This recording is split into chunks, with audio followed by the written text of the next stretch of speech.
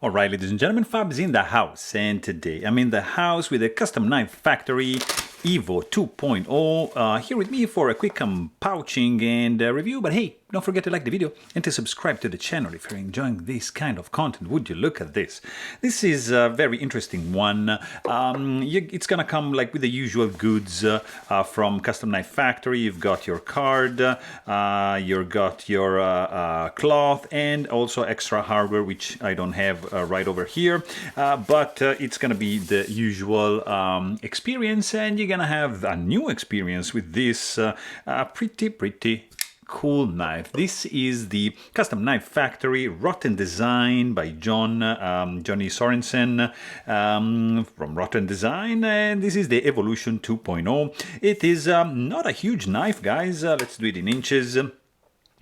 This is going to be a little bit less than 8 inches overall in length, with a 3.2 inch long overall cutting edge, and handle length overall is going to be 4.5 inches, so not that big, but still it's pretty chunky. Look at this stock for the blade. That's pretty cool. It's a beast of a knife, but feels pretty good in the hand.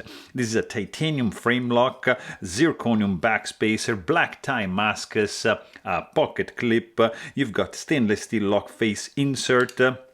You have M390 blade with a ridiculously hand-ground blade. Look at this.